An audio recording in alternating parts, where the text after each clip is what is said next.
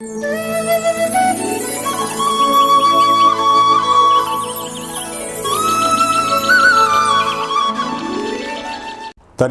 சுவிசேஷம், திருச்சபைக்கு சத்தியம். இந்த ரெண்டு நோக்கங்களோடு மன்னா மழை பெய்து கொண்டிருக்கிறது. மன்னா மழையில் சங்கீத செய்திகள் என்ற தலைப்பில் வரிசையாக 1வது சங்கீதத்திலிருந்து 150வது சங்கீதம் வரை நாம் வேதபாட ரீதியிலே படித்து தியானிக்க இருக்கிறோம். இந்த மன்னா மழை செய்திகளை நீங்கள் மகிமை டிவியிலே நீங்கள் காணலாம். ஒவ்வொரு சனிக்கிழமையும் ஒவ்வொரு ஞாயிற்றுக்கிழமையும் மாலை 5 மணிக்கு இந்த மன்னா மழை உங்களுடைய வீட்டிலே பெய்யும். எனவே நீங்கள் அந்த நேரத்தை ஆண்டவருடைய சமூகத்தில் காத்திருந்து பயன்படுத்தி கொள்ளுமாறு உங்களை கேட்டுக்கொள்கிறோம். உங்களுடைய கேள்விகள், உங்களுடைய கருத்துக்கள், உங்களுடைய ஜெப குறிப்புகள் அனைத்தையும் வர இருக்கக்கூடிய இமெயில் முகவரியிலே, டெலிஃபோன் நம்பர்களிலே நீங்கள் வாட்ஸ்அப்பாக செய்தியாக எங்களிடத்தில் நீங்கள் பகிர்ந்து கொள்ளலாம். இந்த செய்திகளை உங்களுடைய நண்பர்களுக்கு ஷேர் பண்ணுங்கள், பகிர்ந்தளியுங்கள். வாட்ஸ்அப் மூலமாக, ஃபேஸ்புக் மூலமாக பகிர்ந்தளித்து அவர்களுக்கும் நீங்கள் பிரயோஜனம் உள்ளவர்களாக நீங்கள் வாழுங்கள். இந்த செய்திகளை உங்கள் மத்தியிலே கொடுத்து கொண்டிருக்கும் பொழுது உங்கள் கையிலே கட்டாயமாக வேத புத்தகம் இருக்க வேண்டும். மன்னா மழை என்ற சேனல் வந்த உடனேயே உங்கள் வேதாகமத்தை உங்கள் கையிலே வைத்து அந்த செய்திகளை கொடுக்க கொடுக்க வேதத்தில் இருக்கக்கூடிய வசனங்களை நீங்கள் பாருங்கள். ஆண்டவர் உங்களை ஆசீர்வதிப்பாராக. ஆமென். மன்னா மழையில் நனைய மறுபடியும் உங்களை மனமகிழ்வோடு வரவேற்கிறேன். சங்கீத புஸ்தகத்திலிருந்து தொடர்பாக செய்திகளை படித்து தியானித்து வருகிறோம். இதுவரை 34 சங்கீதங்களை நாம் முடித்திருக்கிறோம். இன்றைய நாளிலே 35வது சங்கீதம். முந்தைய சங்கீதங்களிலே எவற்றின் செய்திகளையாவது நீங்கள் தவற விட்டிருந்தால் இந்த செய்திகளின் தொகுப்பு யூடியூப்பில் உண்டு. இந்த செய்திகளின் தொகுப்பு mahimai.tv.com என்ற வெப்சைட்டிலும் உண்டு. அவற்றை பார்த்து நீங்கள் பயனடையுங்கள். அது மட்டுமல்ல, இந்த செய்திகளை குறித்து உங்களுடைய நண்பர்களிடத்தில், உறவினர்களிடத்தில் நீங்கள் சொல்லுங்கள். அவர்களுக்கும் நீங்கள் ஆசீர்வாதமாக வாழுங்கள். வேதத்தை கையில் எடுத்துக்கொள்ளுங்கள். 35ஆம் சங்கீதம். 35ஆம் சங்கீதம் தாவீதின் சங்கீதம் என்று சொல்லி வேதத்தில் நாம் வாசிக்கிறோம். அந்த சங்கீதத்தின் வசனங்களை நாம் பார்க்கும் பொழுது தாவீதுக்குள்ள நெருக்கடியான சில நிலைமைகளை நாம் பார்க்கிறோம். தாவீதுக்கு பல விரோதிகள் இருந்தார்கள். முதலாவதாக சவுல், பின்னர் அப்சலோம் சொந்த மகன், அதன் பின்னர் அகித்தோப்பேல், அதற்கு பிறகு ஷிமேயி. இப்படியாக அவனுடைய பகைவர்களுடைய பட்டியல் நீண்டு கொண்டே போகிறது. அவனுடைய வாழ்க்கையிலே 1 சாமுவேல் 24ஆம் அதிகாரம், 2 சாமுவேல் 16ஆம் அதிகாரம், இந்த அதிகாரங்களிலே காணப்படக்கூடிய துன்பமான வரலாற்று நிகழ்ச்சிகளின் அடிப்படையில் எழுதப்பட்ட சங்கீதம். இந்த சங்கீதத்தின் செய்திகள் ஆண்டவராகிய இயேசு கிறிஸ்துவின் வருகை, அவருடைய வாழ்வு, அவருடைய வளர்ச்சி, அவருடைய வசனத்தின் செய்திகள், இவற்றையெல்லாம் காட்டக்கூடிய ஒரு முன்னறிவிக்கும் சங்கீதமாகவும் இந்த சங்கீதத்தை நாம் காணலாம். முதலாவதாக இந்த சங்கீதத்தை பார்க்கும் பொழுது தாவீதின் பரிசுத்தர், தாவீதின் தெய்வம், அவர் எப்படிப்பட்டவர் என்ற கருத்துக்களை முதல் 10 வசனங்களிலே நாம் பார்க்கலாம். சில வசனங்களை நான் வாசிக்கட்டுமா? சில வசனங்களை நாம் பார்க்கும் பொழுது 34ஆம் சங்கீதம் 1ஆம் வசனம் முதல், கர்த்தாவே நீர் என் வழக்காளிகளோட வழக்காடி என்னோடு யுத்தம் பண்ணுகிறவர்களோட யுத்தம் பண்ணும். நீர் என் கேடகத்தையும் பரிசையும் பிடித்து எனக்கு ஒத்தாசையாக எழுந்து நில்லும். என்னை துன்பப்படுத்துகிறவர்களோடு எதிர்த்து நின்று ஈட்டியை ஓங்கி அவர்களை மறித்து நான் உன் ரட்சிப்பு என்று என் ஆத்துமாவுக்கு சொல்லும். என் பிராணனை வாங்க தேடுகிறவர்கள் வெட்கப்பட்டு கலங்குவார்களாக. எனக்கு தீங்கு செய்ய நினைக்கிறவர்கள் நாணமடைவார்களாக என்று தொடர்ந்து சத்துருக்களால் வரக்கூடிய பாதிப்பை சொல்லிவிட்டு அந்த சத்துருக்களினின்று தன்னை பாதுகாக்க வேண்டி ஆண்டவரிடத்திலே தாவீது ஜெபிப்பதாக நாம் வேதத்திலே வாசிக்கிறோம். 1ஆம் வசனம் ஒரு ரொம்ப கருத்துள்ள வசனம். இன்றைய நாட்களுக்கு தனிப்பட்ட கிறிஸ்தவர்களுக்கும் திருச்சபைகளுக்கும் தேவையான ஒரு முக்கியமான வசனமாக நான் கருதுகிறேன். கர்த்தாவே நீர் என் சத்துருக்களோட வழக்காடி என்னோடு யுத்தம் பண்ணுகிறவர்களோடு யுத்தம் பண்ணும். யுத்தம் கர்த்தருடையது என்று சொல்லி நாம் வேதத்தில் வாசிக்கிறோம். யுத்தம் கர்த்தருடையது, நீங்கள் சும்மா இருப்பீர்கள் என்று சொல்லி மோசே ஜனங்களை தைரியப்படுத்தி ஆண்டவருடைய விடுதலையை, ஆண்டவருடைய விசேஷமான அற்புதத்தை அவர்கள் எல்லாரும் கண்டுகளித்தார்கள். அந்த சிவந்த சமுத்திரம் பிளந்ததை பார்த்தார்கள், ஆர்ப்பரித்து ஆண்டவரை துதித்தார்கள். இந்த காரியமெல்லாம் நமக்கு நன்றாக தெரியும். அது மட்டுமல்ல, கர்த்தாவே நீர் என் வழக்காளிகளோடு, என் விரோதிகளோடு, என்னை துன்புறுத்துகிறவர்களோடு வீணர்களோடு நீர் வழக்காடும் என்று சொல்லி இந்த சங்கீதம் ஆரம்பிக்கிறது. உன்னோடு வழக்காடுகிறவர்களோடு நான் வழக்காடி உன் பிள்ளைகளை நான் ரட்சித்துக் கொள்வேன் என்று சொல்லி ஆண்டவராகிய தெய்வம் ஏசாயா 49ஆம் அதிகாரம் கடைசி வசனங்களில் சொல்வதாக நாம் பார்க்கிறோம். பிரச்சனைகளின் சூழ்நிலைகளிலே குறிப்பாக நம்மோடு வழக்காட வருகிறவர்கள், நமக்கு வேதனைகள் தருகிறவர்கள், இவர்களோடு தெய்வம் வழக்காடுகிறார் என்று சொல்லி வேதம் நமக்கு கற்றுக் கொடுக்கிறது. 23ஆம் வசனத்திலே பார்க்கும் பொழுது இதை சங்கீதம் 23ஆம் வசனத்திலே, என் தேவனே என் ஆண்டவரே எனக்கு நியாயம் செய்யவும் என் வழக்கை தீர்க்கவும் விழித்து கொண்டு எழுந்தருளும் என்று சொல்லி வேதம் நமக்கு கற்றுக் கொடுக்கிறது. ஒரு பிரச்சனை வரும் பொழுது, அல்லது ஒரு சட்ட பிரச்சனை வரும் பொழுது, அல்லது ஒரு ஒழுங்கு சீரில்லாமல் இருக்கும் பொழுது, சட்ட ஒழுங்கை நம்முடைய வீட்டிலோ அல்லது குடும்பத்திலோ அல்லது திருச்சபையிலோ அல்லது சமூக வாழ்விலோ நிலைநாட்ட பிரயாசப்படும் பொழுது வழக்காட நாம் முதலாவதாக செல்லக்கூடாது என்று சொல்லி வேதத்திலே நாம் வாசிக்கிறோம்.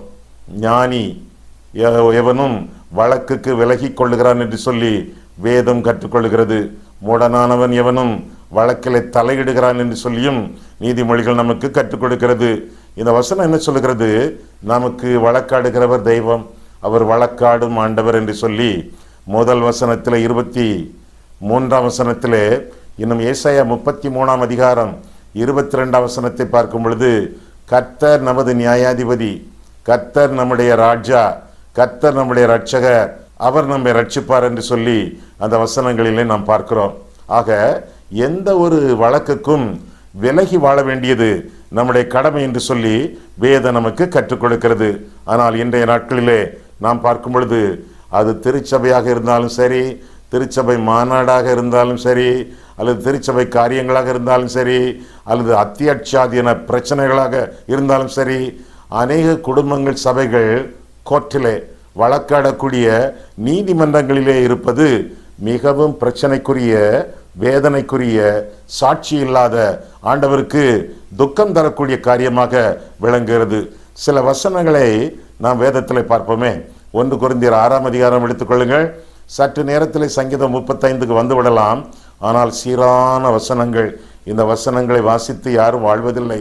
இந்த கோர்ட்டுக்கு போகிறவர்கள், ஓயாமல் போலீஸ் ஸ்டேஷன் என்று ஓடக்கூடியவர்கள் இந்த வசனங்களை படிப்பது நல்லது. இந்த வசனங்களை பாராமல் படிப்பது நல்லது. இந்த வசனங்களை சொல்லிவிட்டு ஜெபித்து விட்டு காரியங்களை செய்வது நல்லது. 1 கொரிந்தியர் 6ஆம் அதிகாரம், உங்களில் ஒருவனுக்கு வேறொருவனுடைய வழக்குண்டானால் வழக்காடும்படி அவன் பரிசுத்தவான்களிடத்தில் போகாமல் அநீதக்காரரிடத்தில் போக துணிகிறதென்ன? அப்படின்னு என்ன அர்த்தம்? ஏதாவது வழக்கு இருக்கு, பிரச்சனை இருக்குன்னா உங்களுக்குள்ளேயே, பரிசுத்தவான்களுக்குள்ளேயே, விசுவாசிகளுக்குள்ளேயே அதை செட்டில் பண்ணுங்க, வெளியே போகாதீங்க. முதல் வசனம். அடுத்த வசனம், பரிசுத்தவான்கள் உலகத்தை நியாயந்தீர்ப்பார்கள் என்று அறியீர்களா? உலகம் உங்களால் நியாயந்தீர்க்கப்படுவதா இருக்க அற்ப வழக்குகளை தீர்க்க நீங்கள் அபாத்திரரா? 3ஆம் வசனம், தேவதூதர்களையும் நியாயந்தீர்ப்போம் என்று அறியீர்களா? அப்படி இருக்க இந்த ஜீவனுக்கேற்றவைகளை நீங்கள் தீர்த்து கொள்ளாதிருக்கிறது எப்படி? இந்த ஜீவனுக்கேற்ற வழக்குகள் உங்களுக்கு இருந்தால் தீர்ப்பு செய்கிறதற்கு சபையில் அற்பமாய் எண்ணப்பட்டவர்களை நியமித்துக் கொள்ளுங்கள். ஒரு சின்ன கமிட்டி ஃபார்ம் பண்ணுங்களேன், ஒரு சின்ன கூட்டத்தை அமைங்களேன், சபையிலே தீர்த்து கொள்ளுங்களேன். எதுக்கு கோர்ட்டுக்கு போறீங்க? அடுத்த வசனம், உங்களுக்கு வெட்கம் உண்டாகும்படி இதை சொல்லுகிறேன். பவுலும் நானும் உங்களுக்கு வெட்கம் உண்டாகும்படி இதை சொல்லுகிறேன். சகோதரனுக்கும் உண்டான வழக்கை தீர்க்க விவேகி ஒருவனாகிலும் உங்களுக்குள் இல்லையா? உங்க சபையில இல்லையா? உங்க அத்தியட்சாத்தியனத்தில் இல்லையா? உங்க மாநாட்டில் இல்லையா? அடுத்த வசனம், சகோதரனுடைய சகோதரன் வழக்காடுகிறான், அவிசுவாசிகளுக்கு முன்பாகவும் அப்படி செய்கிறான். நீங்கள் ஒருவரோடொருவர் வழக்காடுகிறது எவ்விதத்திலும் குற்றமாயிருக்கிறது. இது பாவம். வெளியே வழக்காட செல்வது பாவம். ஆண்டவருடைய சமூகத்திலே அவர் அண்டர்லைன் பண்ணி சொல்லக்கூடியது குற்றம். தொடர்ந்து, அப்படி செய்கிறதை விட நீங்கள் ஏன் அநியாயத்தை சகித்துக் கொள்கிறதில்லை? ஏன் நஷ்டத்தை பொறுத்துக் கொள்கிறதில்லை? ஒரு ஆள் உங்களுக்கு விரோதமா, உங்க சபைக்கு விரோதமா, உங்க குடும்பத்துக்கு விரோதமா, உங்களுடைய மாநாட்டுக்கு விரோதமா ஏதாவது தப்பு பண்ணுனா அநியாயத்தை சகித்துக் கொள்ளுங்கள். நஷ்டத்தை பொறுத்து கொள்ளுங்கள் என்று வேதம் ஆண்டவர் நமக்கு கட்டளையிடுவதாக நாம் பார்க்கிறோம். நீங்களே அநியாயம் செய்கிறீர்கள், நஷ்டப்படுத்துகிறீர்கள், சகோதரருக்கும் அப்படியே செய்கிறீர்கள் என்று தொடர்ந்து வாசிக்கிறோம். வழக்காட செல்லும் பொழுது நமக்கு நஷ்டத்திற்கு மேல் நஷ்டம் வருகிறது. சில சமயங்களில் குடும்பத்திலே உள்ள பேங்க் பேலன்ஸ் காலியாகிறது. சில சமயங்களிலே சபையிலே கொடுக்கப்படக்கூடிய படைக்கப்படக்கூடிய காணிக்கைகள் விரயமாக்கப்படுகின்றன. காணிக்கை கர்த்தருக்கு சொந்தம், கோர்ட்டுக்கல்ல. எனவே வழக்காடக்கூடிய தெய்வம், அவரிடத்தில் உங்களுடைய வழக்குகளை கொடுங்கள், உங்களுடைய கஷ்டங்களை தெரிவியுங்கள், உங்களுடைய நஷ்டங்களை அறிவியுங்கள். கர்த்தர் பார்த்து கொள்வார். ஒண்ணு நடக்கலையா அப்படின்னா அநியாயத்தை பொறுத்து கொள்ளுங்கள், நஷ்டத்தை சகியுங்கள் என்றும் கர்த்தருடைய வேதம் நமக்கு கற்றுக் கொடுக்கிறது. எதையாவது இழந்து போனீர்களோ? எங்கே இழந்தீர்கள்? பூமியும் அது நிறைவும் உலகமும் அதனுடைய குடிகளும் கர்த்தருடையது. எல்லாமே கர்த்தர் கையில் இருக்கிறது. ஒரு இடத்திலே உங்களுடைய நகையையோ, உங்களுடைய சொத்தையோ, உங்களுடைய பணத்தையோ, உங்களுடைய பொருளையோ நீங்கள் இழந்தால் அது எங்கே இருக்கிறது? இங்கே தான் இருக்கிறது. கர்த்தருடைய கையின் இன்னொரு பக்கத்தில் தான் இருக்கிறது. நீங்கள் இழந்ததெல்லாம் ஆண்டவர் கையிலே தான் இருக்கிறது. ஒன்று, இழந்ததை தருவார் அல்லது இரட்டிப்பாக தருவார். மறந்து விடாதிருங்கள். விசுவாசத்தை மறுதலித்து விசுவாசத்தை மற்றவர்கள் கையிலே அடகு வைத்து அவிசுவாசிகளாக வாழாதிருங்கள். நம்முடைய ஆண்டவர் வழக்காடும் கர்த்தர் என்று சொல்லி நாம் வேதத்திலே வாசிக்கிறோம்.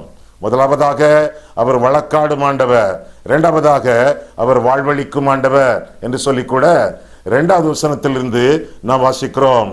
2வது வசனம் என்ன சொல்லுகிறது? நீர் கேடகத்தையும் பரிசையும் பிடித்து எனக்கு ஒத்தாசையாக எழுந்து நெல்லும் என்று தொடர்ந்து சங்கீதக்காரனுடைய வாழ்வு கர்த்தரால் எப்படி பாதுகாக்கப்படுகிறது என்ற காட்சிகளை எல்லாம் அடுத்த சில வசனங்கள் நமக்கு அறிவிக்கின்றன.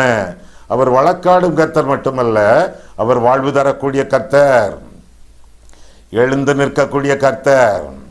இதோ வானம் திறந்திருக்கிறதையும் மனுஷகுமாரன் தேவனுடைய வலது பார்சத்திலும் நிற்கிறதையும் காண்கிறேன் என்று ஸ்தேவான் சொல்லுகிறானே.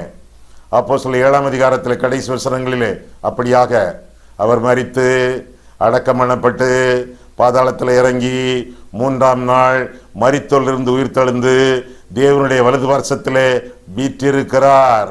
உட்கார்ந்திருக்கும் ஆண்டவர் எழுந்து நிற்கிறார் என்று சொல்லி வேதத்திலே வாசிக்கிறோம். பக்தர்களை காப்பதற்காக, அவர்களை பராமரிப்பதற்காக, அவர்களை பாதுகாப்பதற்காக மனுஷகுமாரனாக வந்த ஆண்டவர், மனிதர்களுடைய எல்லா பிரச்சனைகளையும் அறிந்த ஆண்டவர் எழுந்து நிற்கிறார் என்று சொல்லி வேதத்திலே வாசிக்கிறோம்.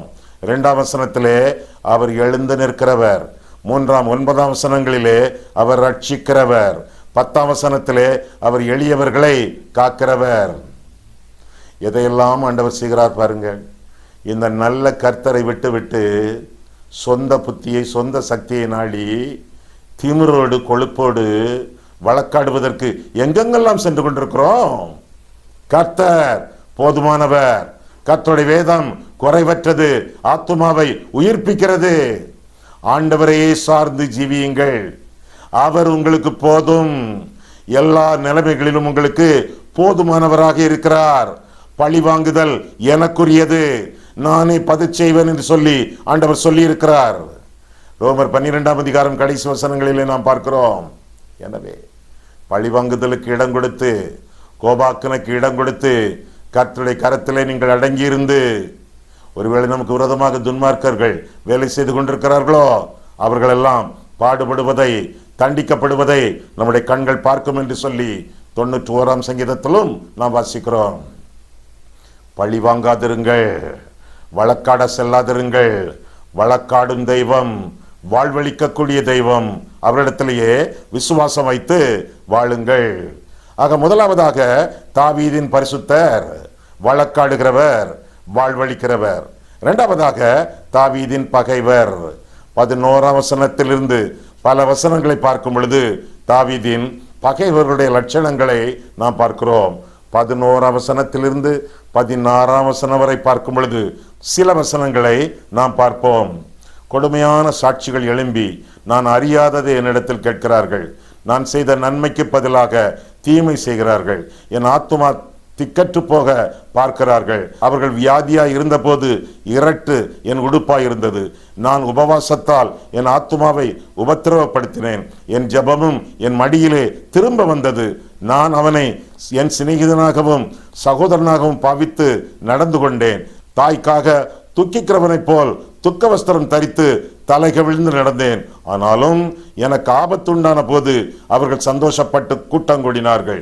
நீசரும் நான் அறியாதவர்களும் எனக்கு விரோதமாய் கூட்டங்கூடி ஓயாமல் என்னை நிந்தித்தார்கள் என்று சொல்லி தொடர்ந்து சத்துருக்களால் வரக்கூடிய நிந்தனைகளையும் உபத்திரவங்களையும் பாடுகளையும் கஷ்டங்களையும் தாவீது அறிவிப்பதாக வேதத்தில் நாம் வாசிக்கிறோம்.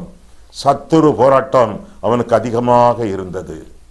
தாவீதின் பகைவர்கள், இப்பேற்பட்ட பகைவர்கள் நமக்கும் உண்ட, மற்றவர்களும் நம்முடைய வாழ்க்கையிலே நிந்தித்து துன்பப்படுத்தி பலவிதமான தீமையான மொழிகளையும் பொய்யாய் நம் பேரிலே சொல்லி நம்மை பகைத்து நமக்கு விரோதமான காரியங்களிலே ஈடுபட்டு கொண்டிருக்கிறார்களா?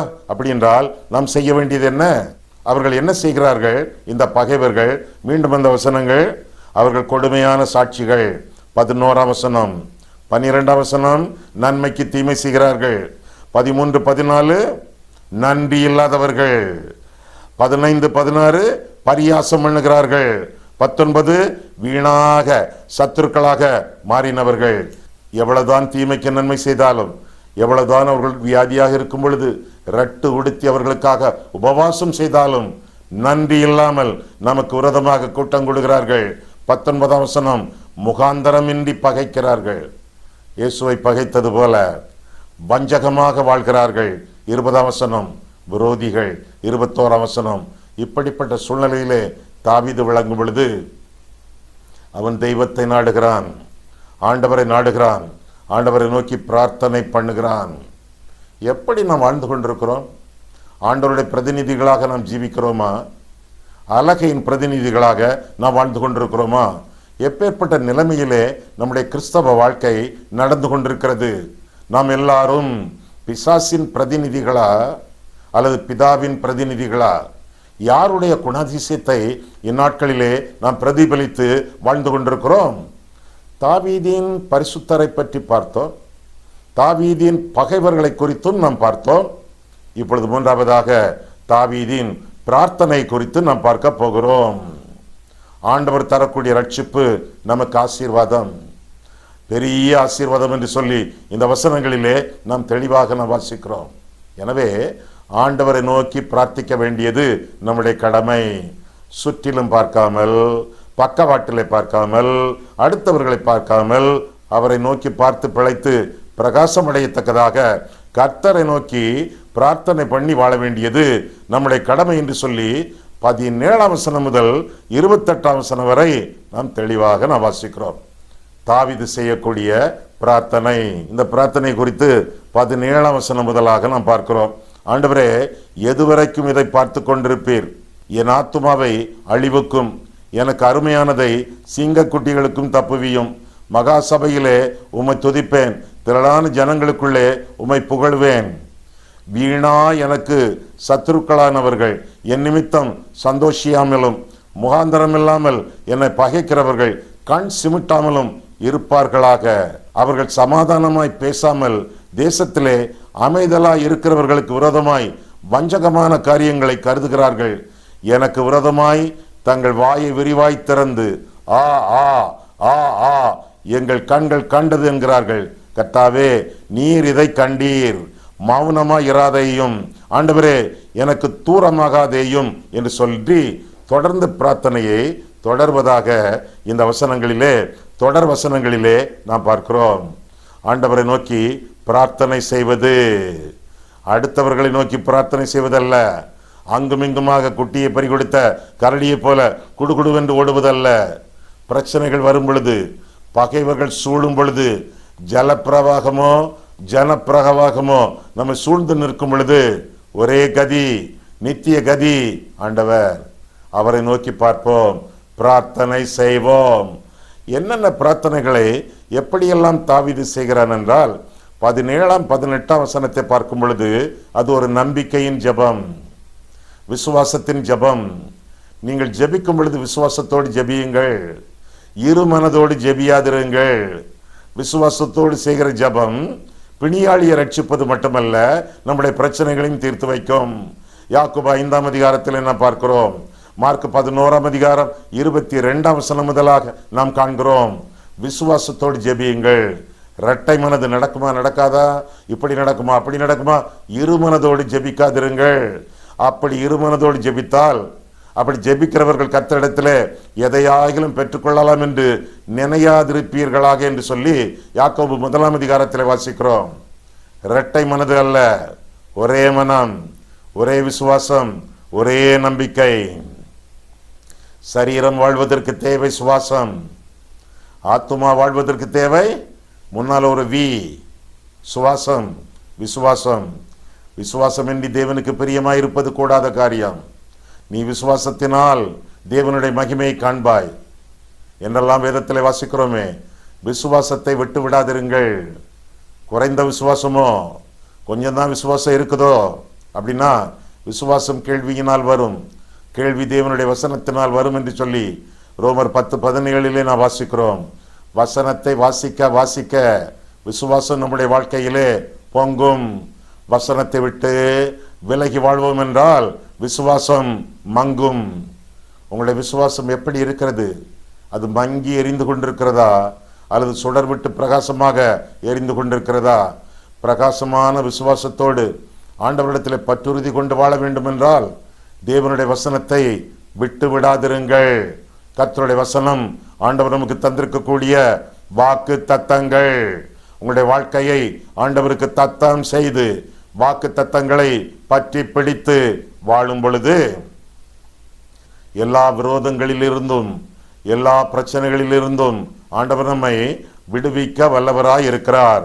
ஆக முதலாவதாக நம்முடைய ஜெபம் எப்பொழுதும் நம்பிக்கையின் ஜெபமாக இருக்க வேண்டும். எதை கேட்போமோ அதை பெற்றுக்கொள்வோம் என்று விசுவாசியுங்கள் என்று சொல்லி வேதம் சொல்லுகிறது. இரண்டாவதாக நியாயத்திற்கான ஜெபம்.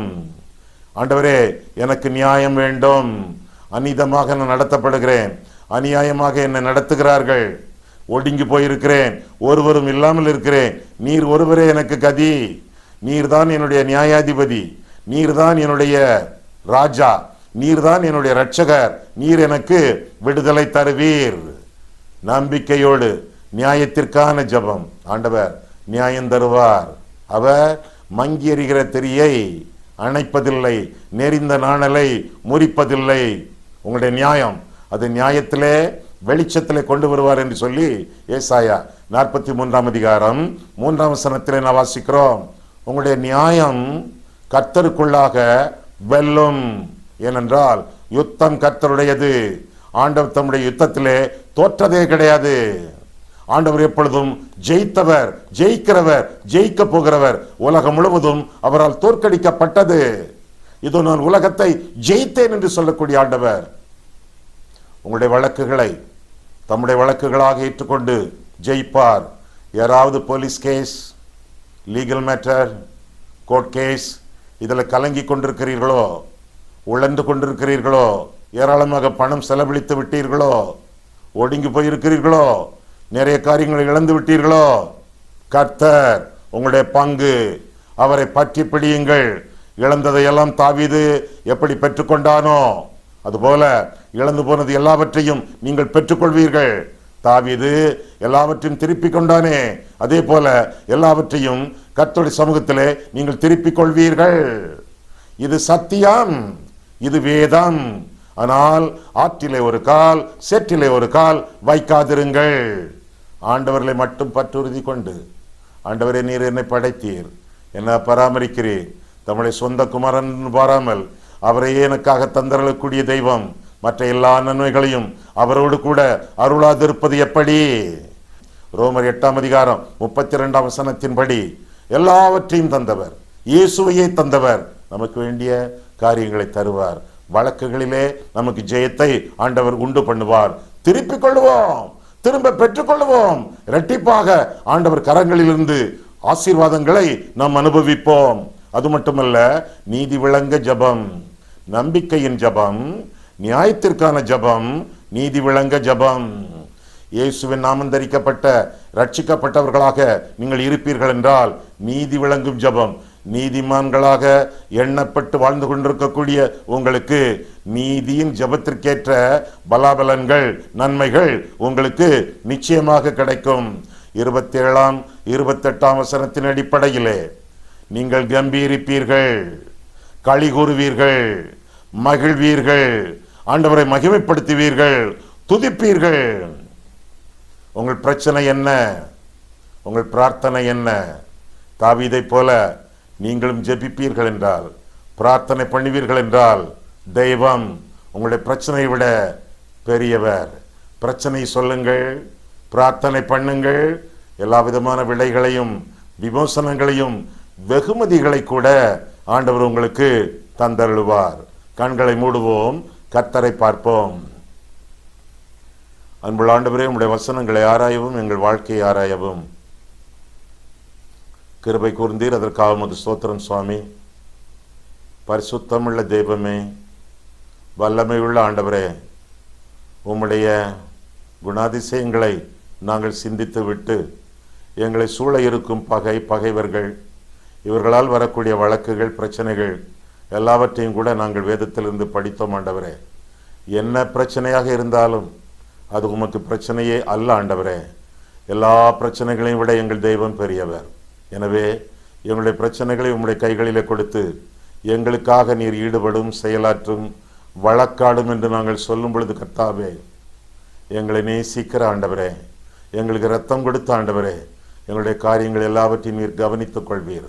எனவே உம்முடைய பலத்த கரத்திற்குள்ளே நாங்கள் அடங்கி இருந்து அங்கும் இங்கும் அனாவசியமாக ஓடாமல் உம்முடைய சமூகத்தில் தரித்திருந்து உம்மையை நோக்கி பார்த்து பிழைத்து பிரகாசம் அடைந்து வாழ எங்களை ஆசீர்வதியும்.